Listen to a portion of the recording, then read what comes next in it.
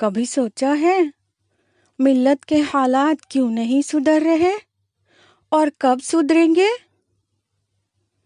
کتاب اللہ کی حامل قوم ساری دنیا میں ذلیل و خوار ہو رہی ہے، وہ بھی صدیوں سے، لیکن حالات نہیں بدل رہے۔ جس ملت سے اللہ نے استخلاف فی الارض کا وعدہ کیا ہے، وہ کفار اور مشرکین کے ہاتھوں بری طرح مغلوب ہے۔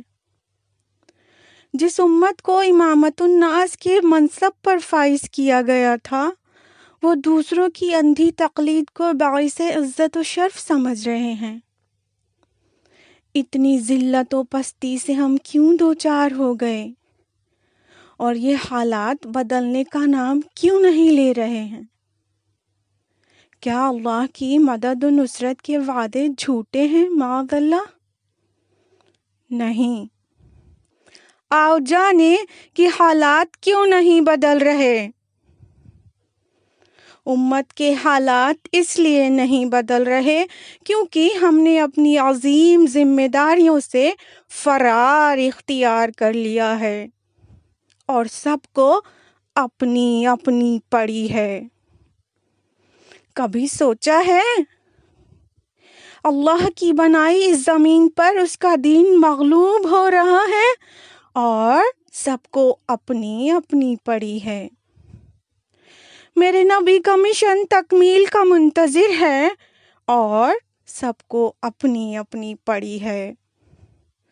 اس پورے گلوب پر زمین کا 1 انچ ٹکڑا بھی نہیں جس پر اللہ کے قوانین 100% نافذ ہوں اور سب کو اپنی اپنی پڑی ہے۔ کتاب اللہ پر ظلم و ستم کے پہاڑ توڑے جا رہے ہیں۔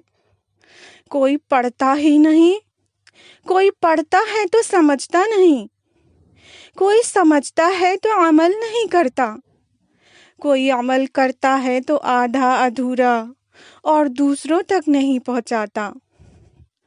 ساری ستم ظریفیوں کے لیے کتاب اللہ کو چن لیا گیا ہے اور سب کو اپنی اپنی پڑی ہے۔ مظلوم ظلم کے حوالے چھوڑ دیے گئے ہیں اور ظالم کی پیٹھ تھپ تھپائی جا رہی ہے اور سب کو اپنی اپنی پڑی ہے۔ ناانصافی ننگا ناچ دکھا رہی ہے اور انصاف کا جنازہ نکل گیا اور سب کو اپنی اپنی پڑی ہے۔ انسانیت سسکیاں لیتے ہوئے محمد رسول اللہ کی لائی ہوئی سلامتی واپس لانے کی دعائی دے رہی ہے اور سب کو اپنی اپنی پڑی ہے۔ آؤ جانے کہ تم کہاں غرق ہو۔ تم کو تو فکر ہے بس میرا گھر، میری فیملی، میری اولاد، میرا بینک بیلنس، میرا بزنس، میری کارز کے ماڈلز، میرے ٹیلی ویژن اسکرین کا سائز، میرا کریئر، میری جاب، میری بیوٹی، میری جیولریز، میرا فیشن، میری سٹائل، میرے ڈرائنگ روم کی سجاوٹ، میرا نام، میری شہرت اور کچھ نہیں۔ اب بتاؤ، اللہ نے اپنی مدد و نصرت کے وعدے ایسے ناہنجاروں سے کیے ہیں جو حالات بدل جائیں، ذلت و خواری عزت و سربلندی میں بدل جائے؟ تو سنو، حالات کب بدلیں گے؟ حالات تب بدلیں گے جب یہ ملت اپنی خوشی، اپنے غم، اپنے جذبات، اپنے عیش، اپنی خواہشات، اپنی دولت، اپنی شہرت اور اپنے مفاد سے بالا تر ہو کر سوچنا شروع کر دے گی۔ جب اعلی کلمت اللہ تمہارا مقصد حیات بن جائے گا، جب تکبیرات کی گونج تمہیں اپنے آنگن میں گونج رہے تمہارے لخت جگر کی کلکاریوں سے زیادہ تمہیں خوشی دے گی، جب تمہارے ذریعے کسی کو ملی ہوئی ہدایت تمہیں بزنس میں ملے ہوئے کروڑوں کے فائدے سے زیادہ محبوب ہو جائے گا، جب کسی عالم دین کے فوت ہو جانے کا غم تمہیں اپنے والد کے گزر جانے سے زیادہ ہو جائے گا۔ جب شرک کو خیرآباد کہہ کر کسی کے پرچم اسلام کے زیر سایہ آنے کی خوشی تمہیں اپنے گھر اولاد پیدا ہو جانے سے زیادہ ہو جائے گی۔ جب کسی مظلوم کو ظلم سے رہا کرانے کی تسکین تمہیں ہائی سیلری جاب مل جانے سے زیادہ ہو جائے گی۔ جب ملت کی زبوں حالی کی فکر تمہیں اپنے کاروبار میں آئی مندی سے زیادہ ہو جائے گی۔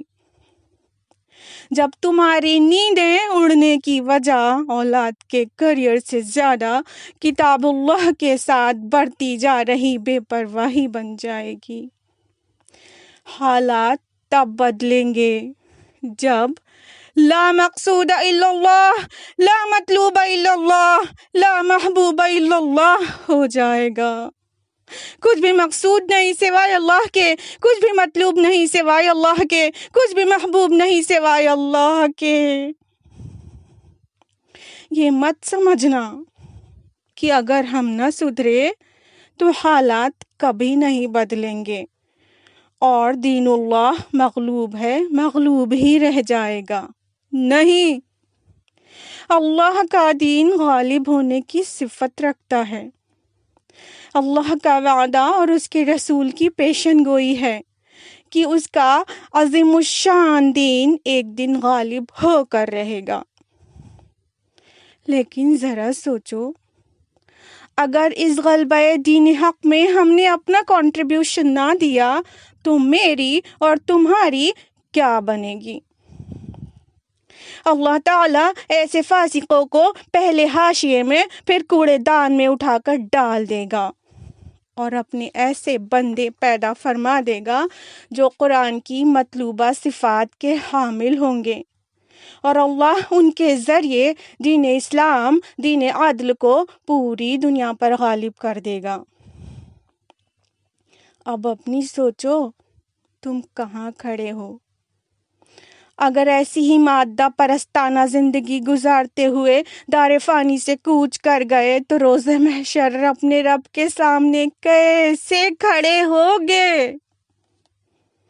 کیسے نظر اٹھاؤ گے اور اپنے رب کو کیا جواب دو گے جب وہ پوچھے گا زندگی کہاں گزاری، جوانی کہاں کھپائی، مال کہاں سے کمایا اور کہاں خرچ کیا، اور اپنے علم پر کہاں تک عمل کیا؟ اپنے رب کو کیسے جواب دو گے زندگی اور جوانی کہاں گزاری؟ کہیں ایسا نہ ہو کہ تم جاگو اس وقت جب تم ہمیشہ کی نیند سو جاؤ گے۔ لیکن ابھی دیر نہیں ہوئی۔ اے وہ نفس جو اس آواز کو سن رہا ہے، تو ابھی زندہ ہے۔